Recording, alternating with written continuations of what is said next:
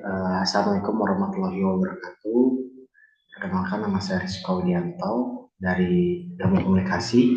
Saya akan mempresentasikan hasil playbook Crisis Communication yang berjudul Penanganan Potensi Krisis selama memilih influencer atau brand ambassador Cimol Bojot AA. Saya memilih Cimol Bojot AA untuk melakukan penanganan potensi krisisnya. Dari potensi krisis tersebut, saya memilih Cimol Bojot, yang dimana Cimol Bojot adalah UMKM kuliner dengan fokus pada jajanan cimol. Dan tentunya itu khas Bandung ya, mengutamakan rasa juga kualitas bahan serta juga memiliki pengalaman pelanggan gitu. Dan juga dikenal sebagai salah satu brand cimol yang melalui pemasarannya itu dari organik sosial media atau medsos dan juga word of mouth dari elektronik WOM. Nah, untuk Cimol Bojot itu pendirinya adalah Taufik Rustiadi yang dimana didirikan pada tahun 2020 dan lokasi awalnya ada di Kota Bandung. Yang dimana model bisnis UMKM juga bukan franchise ya ternyata, itu UMKM independen. Banyak yang salah mengira bahwa Cimol Bojot ini adalah franchise gitu, tapi nyatanya adalah UMKM independen. Dan juga produk utamanya yaitu tentunya cimol goreng dengan bumbu khas yang dimana bumbunya itu banyak ya, ada barbecue, keju, rumput laut, dan juga varian-varian yang pedas, dan juga ada yang ciri khasnya itu ada di bawang goreng dan juga daun jeruknya yang digoreng juga, dan juga berbagai varian cimol yang banyak variasinya, yaitu ada cimol isi beef, ada cimol isi ayam, ada cimol isi keju mozzarella, dan bahkan ada cimol yang sekarang tuh baru dirilis yaitu cimol kuah keju. Nah, untuk target konsumennya pun itu terutamanya ada di pelajar, mahasiswa, dan juga keluarga muda. Bahkan juga ada pengunjung dari street food, karena banyak street food yang ada di Kota Bandung seperti ada di Lengkong, di Pati Ukur, itu banyak yang menemukan Cimol Bojot AA. Dan memang Cimol Bojot AA ini memang ada di street food Kota Bandung yang terkenal. Dan cabang juga banyak, di Antapani ada, di berbagai daerah yang ramai dalam UMKM juga banyak Cimol Bojot. Nah, untuk slide selanjutnya itu ada Instagram dan juga TikToknya, yang dimana menjadi penumpang utama dari Cimol Bojot AA untuk melakukan brand awareness. Yaitu ada Instagramnya Cimol Bojot AA dan juga ada TikToknya Cimol Bojot AA juga. Dan di situ banyak konten-konten yang memang melibatkan influencer bahkan artis terkenal seperti penyanyi juga ada Bernadia yang naik dalam konten Cimol Bojot AA, dan bahkan Nagita Slavina juga banyak di branding oleh Cimol Bojot AA, dan ini membantu perekonomian dari Cimol Bojot AA itu kerjasama lewat influencer. Nah, kenapa saya mengambil potensi krisis dalam influencer ini? Karena brand yang tumbuh lewat sosial media itu punya kekuatan yang besar, tapi juga resikonya cepat dan juga besar juga. Maka sebelum masuk pada bagaimana kita menangani krisis, kita perlu memahami dulu mengapa proses penanganannya krisis itu menjadi penting bagi Cimol Bojot AA. Nah, dalam kondisi ini, setiap bentuk komunikasi termasuk pilihan influencer, juga gaya promosi, dan juga interaksi dengan konsumen, itu mempengaruhi citra brand, bahkan itu secara langsung juga gitu, mempengaruhi banget.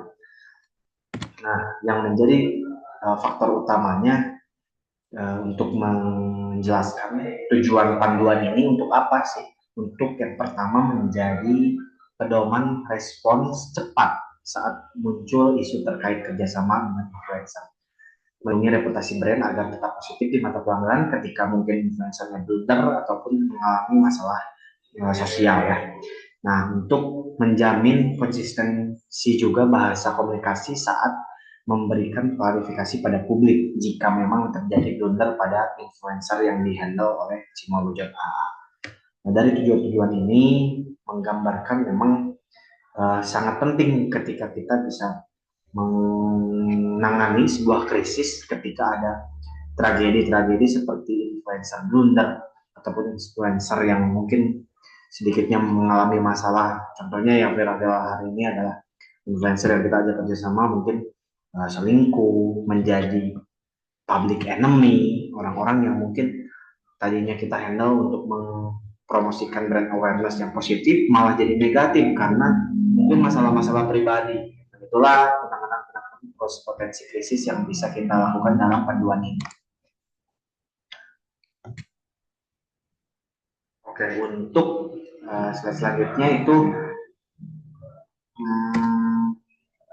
pentingnya kesiapan menghadapi krisis tersebut jika terjadi tentunya. Yang pertama itu kolaborasi dengan influencer memiliki efek yang cepat pada citra brand. Tapi resikonya ketika kita tanpa kesiapan, yang pertama adalah salah memilih figur promosi. Contoh influencer yang kebetulan sedang terkena skandal public enemy, ya itu yang saya jelaskan tadi, bahwa banyak di Indonesia sekarang viral-viral influencer yang diajak kerjasama malah mendapatkan masalah-masalah sosial seperti perselingkuhan, KDRT, bahkan isu-isu nasional yang bikin jalan-jalan kepala. Nah, apa dampaknya? Dampaknya itu mengubah persepsi publik secara drastis tentunya. Itu berpengaruh pada brand, bahkan menurunkan kepercayaan pelanggan karena mungkin dianggap kenapa mengalami memilih untuk influencer ini, sedangkan influencer ini kan kena kasus gitu.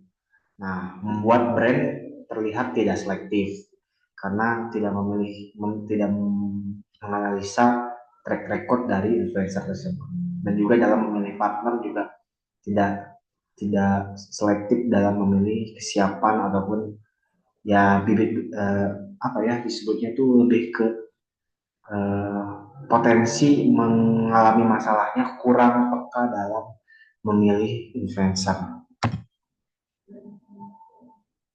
Nah, untuk selanjutnya itu krisis, apa sih krisis gitu? Krisis adalah situasi ketika kerjasama promosi dengan influencer justru menimbulkan reaksi negatif publik yang harusnya positif, menaikkan penjualan, mempositifkan brand awareness pada produk masyarakat, tapi malah menimbulkan reaksi negatif publik. Nah, ini yang disebut krisis dalam situasi kerjasama promosi. Nah, untuk hal-hal negatifnya seperti apa yang akan terjadi? Yang pertama yaitu hujatan di media sosial tentunya. Terus penilaian bahwa brand tidak sesuai value. Karena kenapa sih brand ini menghandle influencer yang mungkin murahan ataupun apapun karena kasus-kasus yang besar dalam skala nasional. Dan juga ada atau asosiasi citra brandnya menjadi buruk. Misalkan, ini brand ya, brand cuma wujud AA yang dipakai sama si A, kan si A itu selingkuh dan lain-lain. Masa sih seorang brand ini mau menghajar seorang selingkuhan gitu dan lain-lain.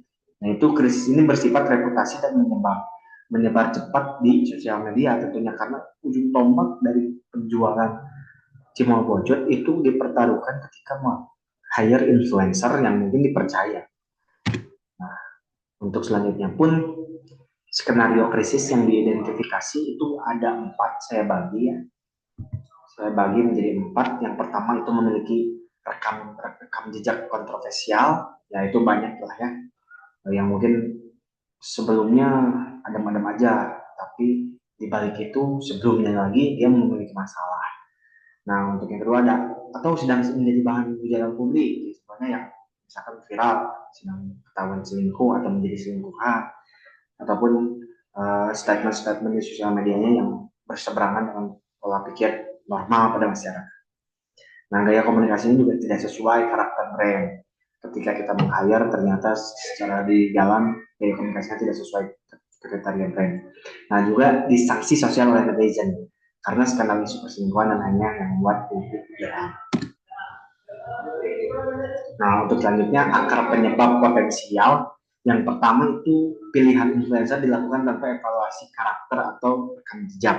Jadi influencernya memiliki kontroversi yang belum diketahui oleh tim. Tidak adanya standar filter influencer screening checklist.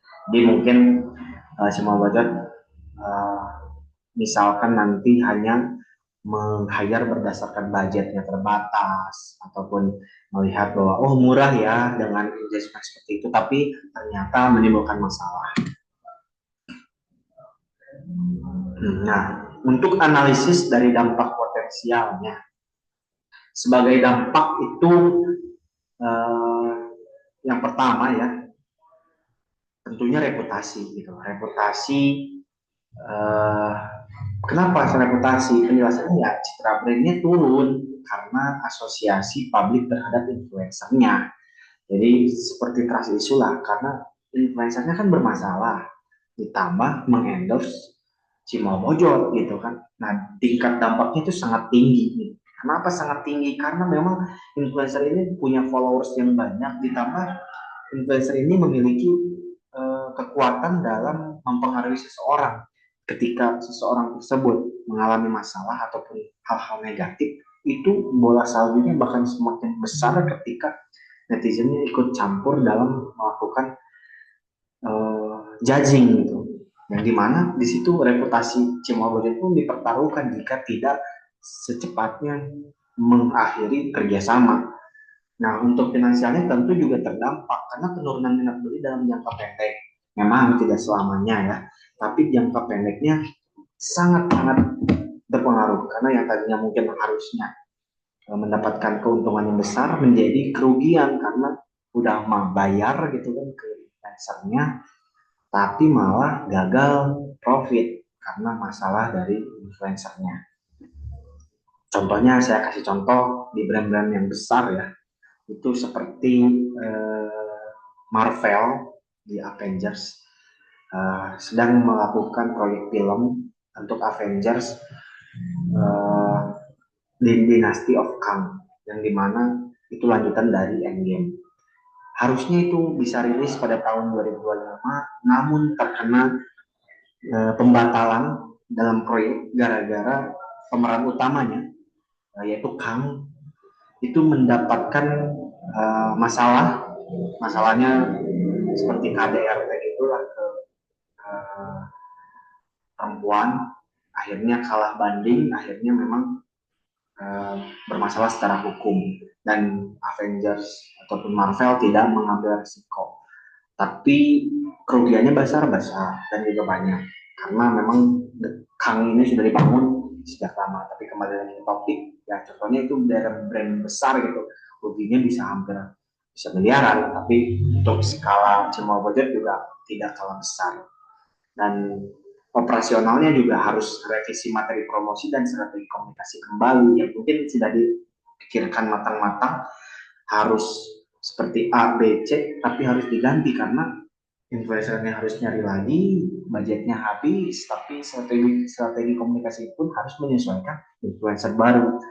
Nah, memang sih tingkat dampaknya rendah karena memang tinggal cari lagi dan nyusun lagi strategi komunikasi. Oke, untuk deteksi awal nih, kalau misalkan memang ada isu tersebut yang terjadi, apa sih deteksi awal yang harus dilakukan? Yang pertama, admin media sosial mendeteksi komentar tentunya ya, karena banyak mungkin pasti penyerangan-penyerangan secara personal ke Cimol Bojot AA.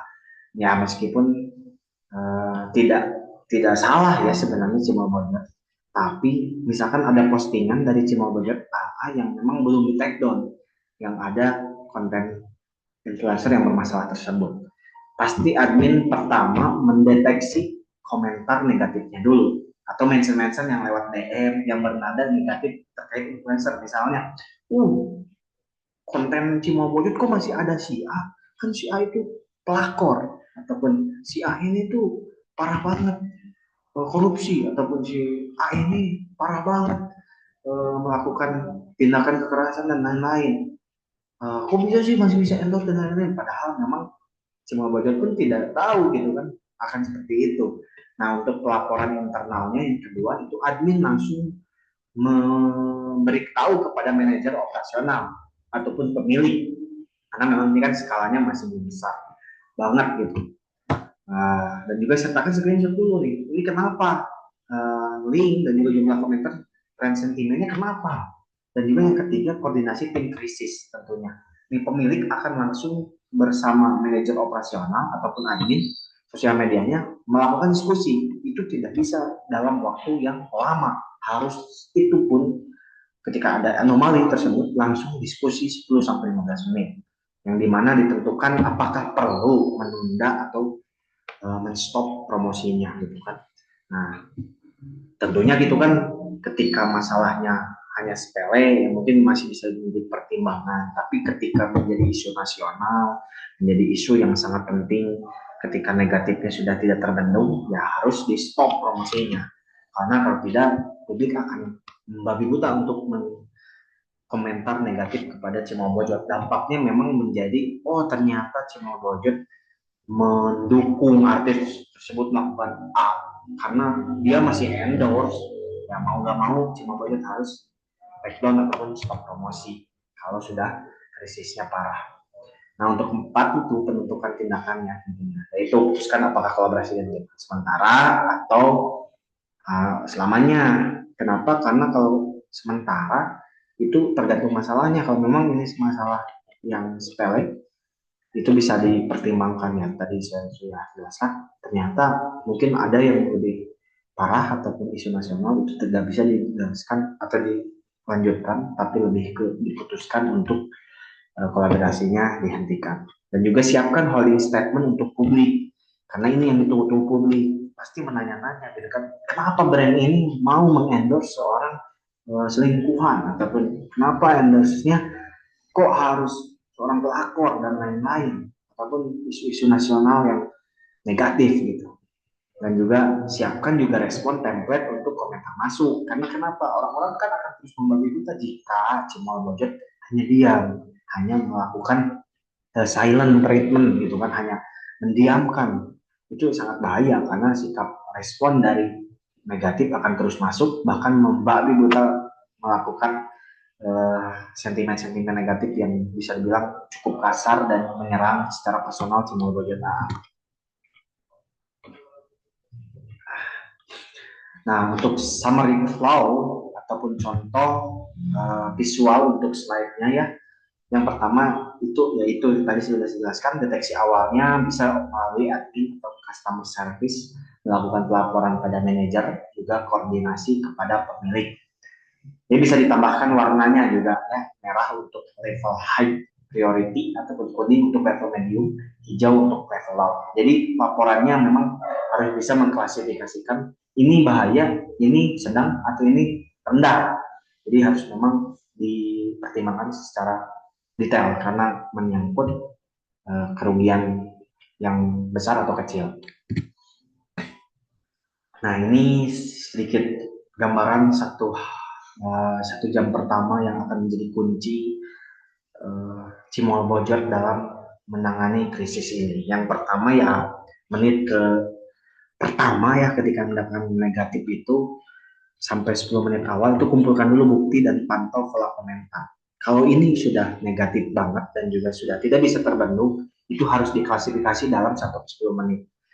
Kenapa? Karena kalau lama-lama ini bisa menjadi bahaya besar untuk brand Cimol Bojot AA. Bagaimana kalau misalkan masalahnya sangat-sangat bahaya ketika contohnya memang artis ini memiliki skandal-skandal yang sangat negatif, sehingga produk Cimol Bojot malah menjadi dampak negatifnya juga ke bawah lah, malah melekat negatifnya pun ikut ke Cimol Bojot. Makanya 10 menit pertama itu penting untuk menentukan tipe komentar negatifnya kayak gimana nih. Nah, yang kedua, 10-25 menitnya itu laporkan dan rapat singkat penentuan respon.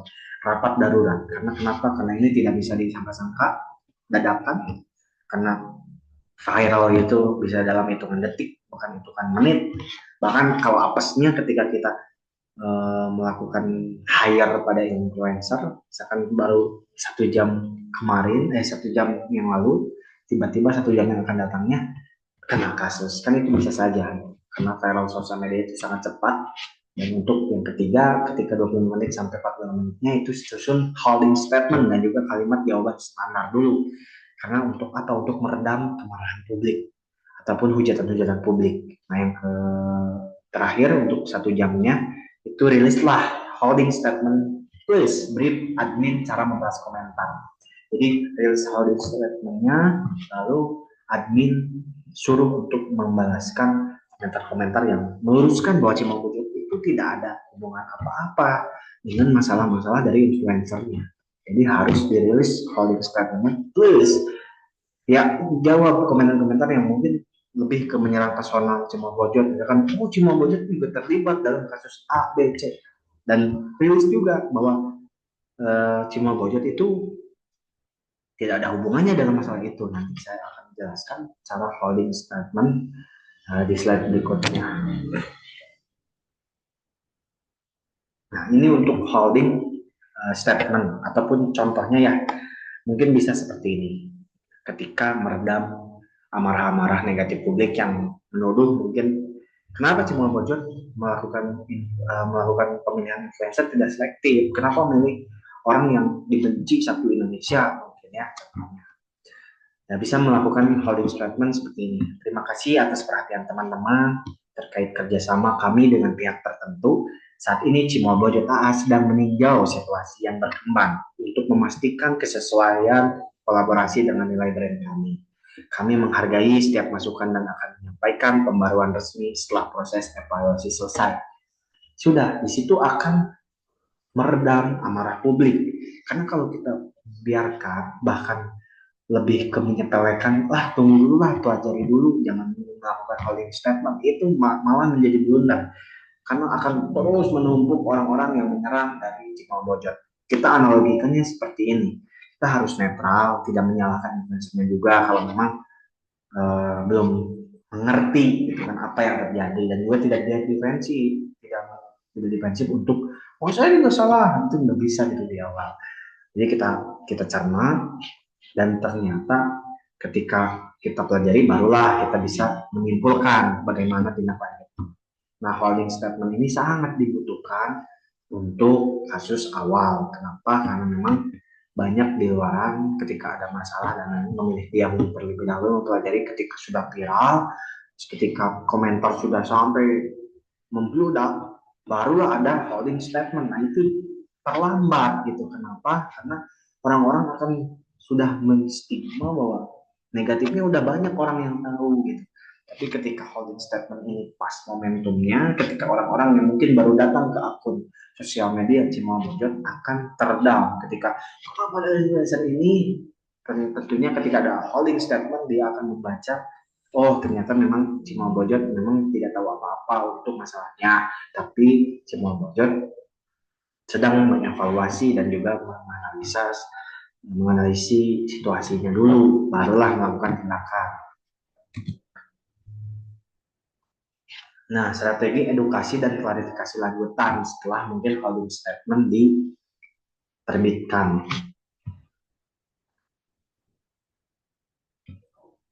Oke ya, untuk holding statement sudah dilepaskan, itu lalu ketika sudah diposting, masuk ke strategi edukasinya dan juga klarifikasi lanjutan. Karena ini yang paling ditunggu-tunggu oleh netizen yang mungkin sudah menghujat, sudah salah paham. Yang pertama itu langkah utama. Yang pertama, komunikasikan nilai brand dulu nih, kualitas kejujuran UMKM lokal. Jadi bisa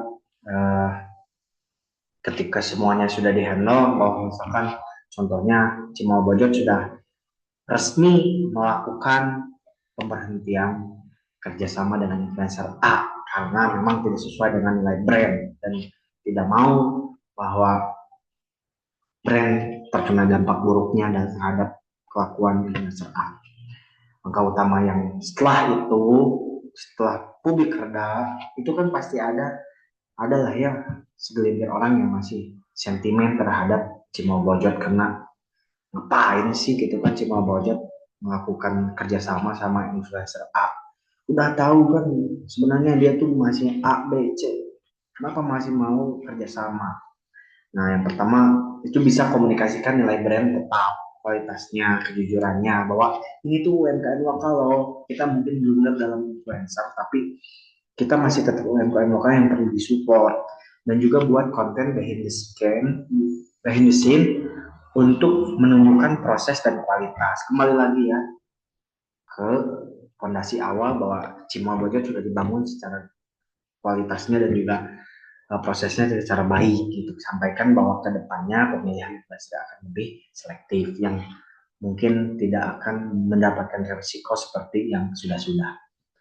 Yang terakhir itu ada fokuskan komunikasi pada produk dan pengalaman pelanggan, bukan public figure Ya, jadi tidak bergantung pada public figure. Jadi fokuskan komunikasinya pada produk dan pengalaman pelanggan gitu kan. Karena memang ketika kita mengenalkan terus public figure terhadap produk kita, ketika public figure tersebut kena masalah, contohnya seperti tadi, akan melakukan penurunan. Kalau kita nggak hire public figure dan awareness menurun, nah itulah jangan ketergantungan. Ya tetap harus balance gitu.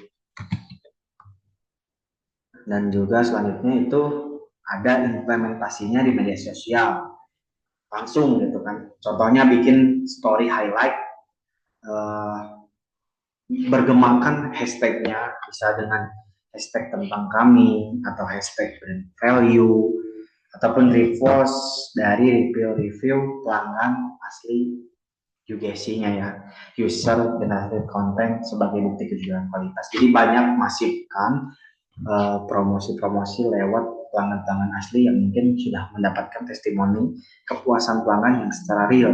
Itu akan membantu memulihkan citra dan juga brand image dari Cimol Bojot A. Terus juga harus gunakan bahasa netral, juga sopan dalam setiap balasan komentar agar tidak terkesan menantang ataupun mengelak gitu, sehingga publik tidak semakin marah dan ikut marah ke Cimo Bojot. Jadi harus gunakan komentar yang netral.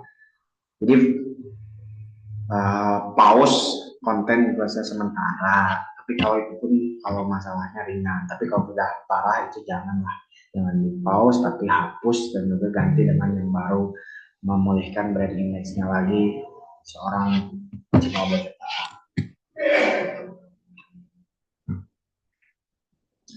Bagian selanjutnya itu pesan kunci dari kalimat konsistennya ya. Ini harus terus diposting, harus terus digaungkan karena memang situasi-situasi krisis ini sangat-sangat fatal ketika kita melalaikan pesan-pesan kuncinya gitu. Nah, karena yang pertama saya kasih contohnya itu kami menghargai semua masukan. Saat ini kami sedang melakukan evaluasi agar setiap kerjasama tetap sesuai karakter dan nilai Cimo Bojot AA. Jadi mungkin masih banyak negatif-negatif yang bilang awas kalau salah pilih lagi influencer, awas kalau misalkan salah lagi memilih kerjasama influencer. Tetap harus melakukan pesan kunci, yaitu kami menghargai semua masukan. Saat ini kami sedang melakukan evaluasi agar setiap kerjasama tetap sesuai karakter dan nilai Cimo Bojot AA. Untuk selanjutnya pun kita bisa melakukan pemetaan pemangku kepentingan. Ya ini contohnya ya seperti kategorinya itu ada internal. Internal siapa aja? Internal itu ada pemilik ya, yang pastinya itu ataupun owner atau bahkan karyawan ataupun orang-orang yang bisa berada di balik layar Cimo Bojot AA. Nah untuk kebutuhan informasinya apa? Yaitu update langkah penanganan dan arahan komunikasi. Jadi berikanlah publik update-update langkah yang bahwa Cimo Bojot akan bisa menangani krisis tersebut. Nah, untuk eksternalnya apa? Eksternalnya itu ya tentunya pelanggan, yang dimana media juga bisa berkontribusi ataupun komunikasi komunitas kuliner. Jadi bisa melakukan kerjasama untuk memulihkan nama brand agar terlepas dari influencer yang bermasalah itu. Nah, untuk kebutuhan informasinya apa? Pernyataan resmi, klarifikasi brand, maaf.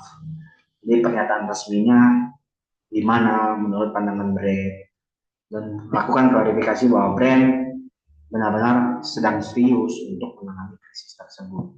Nah, untuk pemerintahannya juga bisa dicoba, yaitu Dinas Koperasi dan UMKM Kota Bandung bisa itu yang menangani seperti itu untuk melakukan informasi transparan untuk menjaga reputasi sektor UMKM-nya, bahwa memang bisa klarifikasi juga dari sektor pemerintah. Nah, netranya gimana? Bisa influencer baru yang memang bisa dibilang bisa memulihkan lah nama brand dari Cimo Bojot AA ataupun supplier. Ya koordinasi lah untuk memberikan pesan publik bahwa Cimo Bojot akan memulihkan nama dari isu krisis yang terjadi.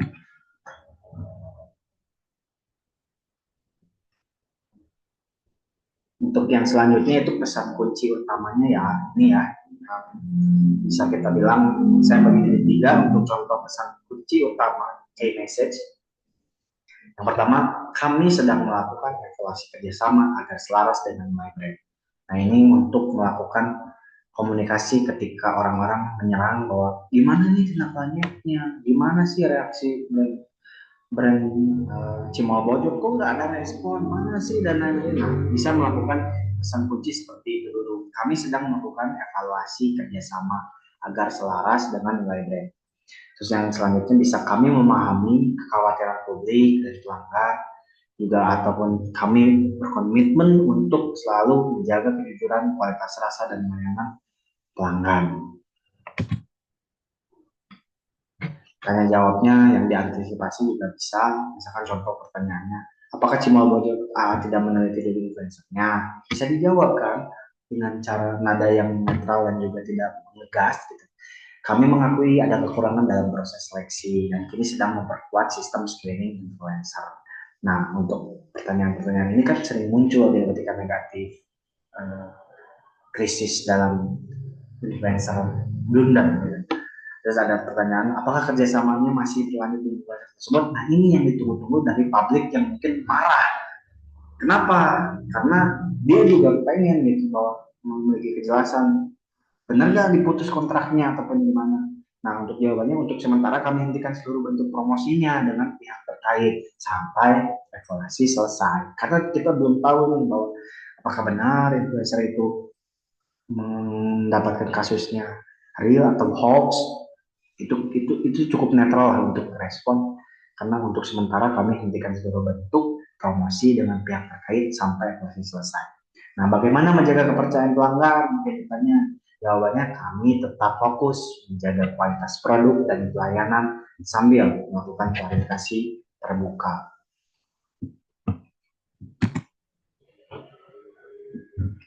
Nah, untuk krisis reputasi dapat terjadi di kapan saja ya. Saat kolaborasi dengan influencer juga bisa respon cepat, bahasa yang konsisten, serta sikap profesional adalah kunci utama. Dan juga playbook ini harus diperbarui setiap kali pola interaksi konsumen juga berubah. Nah, ini saya ingin melakukan tambahan dari playbook ini, yaitu draft 3 postingan media sosial, yang dimana ini akan menjadi media komunikasi. Yang pertama postingannya ya tentunya klarifikasi awal. Klarifikasi awalnya di mana? Yaitu terima kasih atas perhatian dan masukan teman-teman. Saat ini Cimol Bojot sedang melakukan evaluasi agar setiap kolaborasi tetap sesuai dengan nilai brand kami. Nah, lakukanlah draft postingan media komunikasinya di media sosial. Tentunya kita bisa lakukan ini untuk di-post di Instagram dan juga TikTok. Nah, draft yang selanjutnya itu penegasan nilai brand. Ini yang penting. Cimol Bojot AA berdiri dengan nilai kejujuran, kualitas rasa, dan pelayanan. Kami berkomitmen menjaga nilai tersebut dalam setiap kerjasama. Ini akan meredam kemarahan publik, ini akan memberikan dampak yang positif untuk brand Cimol Bojot AA. Kenapa? Karena akan dinilai kesigapan dalam menangani krisis dalam isu-isu negatif dari contohnya kasus seperti influencer yang blunder dan lain-lain. Yang ketiga itu pemulihan kepercayaan ya. Jadi contohnya bisa melakukan pemulihan kepercayaan dengan melakukan postingan terima kasih atas kepercayaan yang terus diberikan. Jadi harus memberikan feedback yang damai gitu, yang enak dibaca oleh orang-orang yang sedang marah ataupun emosi. Jadi jangan sekali-kali melawan netizen yang sedang murka sekali lagi ya. Jadi terima kasih atas kepercayaan yang harus diberikan, yang terus diberikan. Maaf, kami akan terus fokus pada kualitas produk dan pengalaman terbaik untuk pelanggan. Jadi kembali lagi tetap untuk pelanggan karena pelanggan adalah raja. Jadi kita nggak bisa apa-apa untuk brand, tapi apapun yang memang pelanggan kritik itu cukup baik ketika kita bisa terima sisi positifnya. kita bisa lebih selektif lagi, memilih influencer, kita bisa selektif lagi dalam melakukan kerjasama ke depannya. Nadanya harus positif, sikapnya harus optimis dan juga profesional. Ini akan menjadi brand pemulihan brand yang sangat luar biasa ketika penanganan krisis ini bisa dilakukan dalam momentum yang tepat, bahasa yang tepat, serta sikap yang tepat. Itu akan memiliki powerful yang sangat luar biasa untuk pemulihan brand. Jadi brand nggak terdampak ketika influencer blunder. Brand tidak terdampak ketika influencer bermasalah. Karena brandnya mampu memberikan statement-statement yang mampu meredam publik, statement-statement positif, dan juga mampu menerima kritik publik, dan juga profesional, dan juga optimis bahwa kedepannya brand akan melakukan yang terbaik untuk kepentingan pelanggan.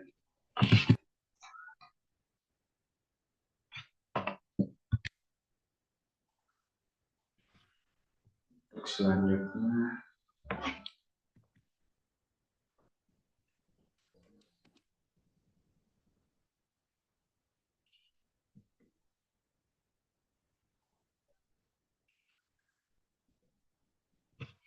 nah untuk pasca krisisnya,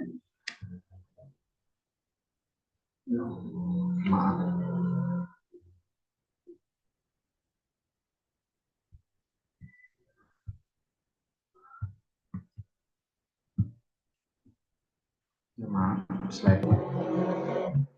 Nah, untuk draft dari emailnya,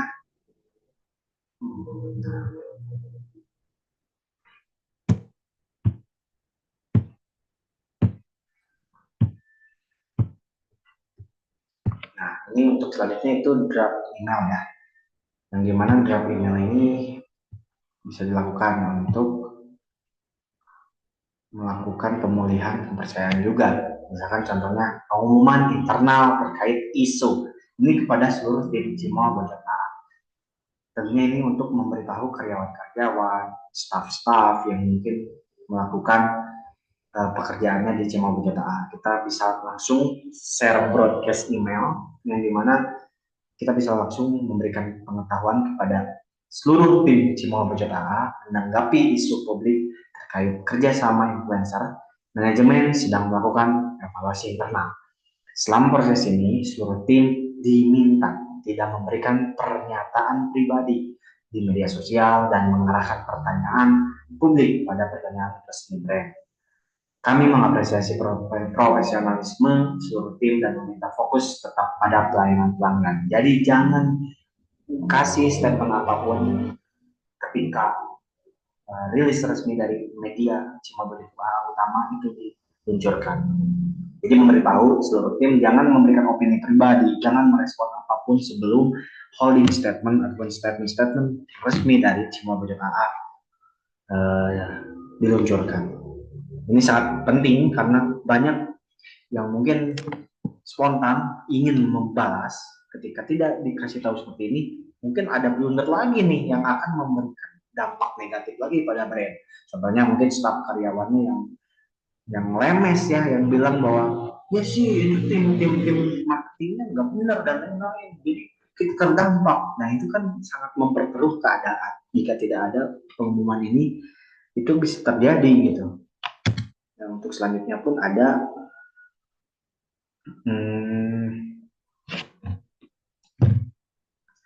langkah monitoring sentimen publik pasca krisisnya. Ini pasca krisis juga harus ada, bisa memantau komentar, DM, dan mention media sosial setiap harinya. Itu juga mengkelompokkan sentimen. Jadi bisa melihat nih, publik sudah positif belum nih, ataupun publiknya udah netral belum nih, atau masih negatif. Nah itu bisa mengelompokkan. Jadi kita bisa memantau komentarnya. Kalau dirasa sudah banyak yang positifnya, ya berarti alhamdulillahnya brand dari Cimol Bojot mampu menangani krisis yang terjadi. Tapi ketika masih negatif, berarti ada yang salah nih dari holding statement ataupun apapun yang dirasa masih kurang serta pada netizen. Mencatat isu utama yang masih muncul. Jadi cari dulu nih, kalau memang ada yang negatif, apa nih isu yang harus dicari. Apakah isu-isunya masih muncul ataupun belum, ataupun sudah muncul ataupun masih ada ataupun tidak muncul lagi, dan juga mengevaluasi penurunan sentimen negatif dalam 2 sampai 4 minggu. Juga menyusun laporan evaluasi mingguan tentunya untuk mendapatkan hasil yang terbaru ya.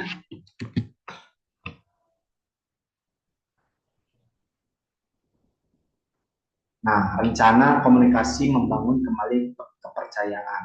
Yang pertama bisa fokus konten pada produk, proses, dan kualitas rasa, repost ulang, juga ulasan pelanggan asli dari UGC, user generated content, konten behind the scan produk atau produksi. Itu kan sudah saya bahas di awal ya, menghentikan sementara konten influencernya, menonjolkan nilai UMKM lokal dan kedekatan dengan pelanggan.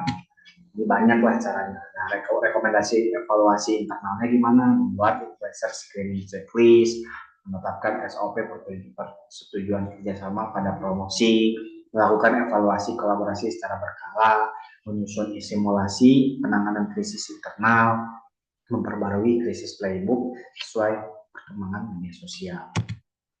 Jadi, terima kasih, itu saja yang bisa saya presentasikan. Semoga bermanfaat. Assalamualaikum warahmatullahi wabarakatuh.